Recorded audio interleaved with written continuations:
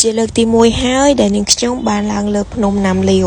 ហើយក៏មកចែកបទពិសោធន៍ចាដែលបានឡើងលើភ្នំណាំលាវជូនបងប្អូនទាំងអស់គ្នានៅពេលដែលនាងខ្ញុំបានទៅដល់ហ្នឹងគឺមានអារម្មណ៍ថាវ៉ាវតែម្ដងចាដោយសារតែកលេចមើលពីចម្ងាយទៅមានអារម្មណ៍ថាអូយភ្នំពិតជាមានកម្ពស់ខ្ពស់ខ្លាំងមែនតែនហើយក៏នៅក្នុងចិត្តថាអូយមិនដឹងថាអាចឡើងទៅដល់លើកំពូលភ្នំបានឬក៏អត់ទេនេះដោយសារតែធ្លាប់ឃើញបងប្អូនយើងចាមើលក្នុងវីដេអូគាត់គឺមើលទៅមានអារម្មណ៍ថាដូចជាមិនខ្ពស់អីដល់ថ្នាក់ហ្នឹងហើយក៏មកសុំចែកម្លែកដល់បងប្អូនយើងស្រីៗបើសិនជាចង់ឡើងលើភ្នំណាំលាវនេះគួរតែស្លៀកខោចាកុំស្លៀកសពុតឬក៏ជារ៉ូបអីចឹងណាដោយសារតែពេលនេះនឹងជារដូវធ្លាក់ខ្យល់ហើយអញ្ចឹងបងប្អូនដែរ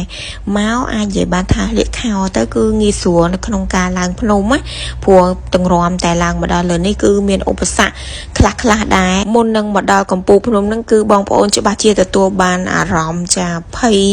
ញ័រទ្រូងភើតពោះនិយាយទៅគឺព្រឺឆ្អឹងខ្នងឲ្យហើយអញ្ចឹងបងប្អូនដែលមកគឺនេះជាបទពិសោធន៍មួយបន្ទាប់ពីខិតខំតស៊ូយ៉ាងស្វិតស្វែងចាតោងខ្សែផងអីផងទាំងរំតែឡើងដល់លើកំពូលភ្នំចាអ្វីដែលទទួលបានគឺភាពស្រស់ស្រាយគឺស្អាតខ្លាំងមែនតែនចាទេសភាពលើនេះគឺស្អាតខ្លាំងណាស់ស្អាតគ្មានពីរតែម្ដងហើយនេះខ្ញុំពិតជាសរសើរមែនតែនចាភ្នំណាំលាវនេះស្ថិតនៅភូមិភាគឦសាននៃប្រទេសកម្ពុជាយើងជាភ្នំមួយដែលខ្ពស់ប៉ុន្តែអត់មានជណ្ដើរឡើងនោះទេចាគឺត្រូវតែតោងខ្សែទើបអាចឡើងទៅដល់លើបានឥឡូវបន្ទាប់ពីចុះពីលើភ្នំវិញក៏មានអារម្មណ៍ថាអស់កម្លាំង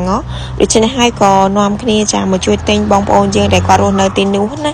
ចាបន្លែផ្លែឈើគឺធម្មជាតិទាំងអស់ហើយសំខាន់គឺផ្លែផាសសិននេះគឺភ្លក់នាងខ្ញុំគឺត្រូវមាត់តែម្ដងគឺរសជាតិជូរអែមឆ្ងាញ់ហើយក៏បានជួយទិញបងប្អូនយើងនៅទីនោះដែរហើយនៅនេះសម្បូរផ្លែសម្បមែនតើបងប្អូនអើយជ្រុះពេញដីតែម្ដងអញ្ចឹងបងប្អូនដែលចង់បានណាអាចមករើសដល់ទីនេះផ្ទាល់បានណា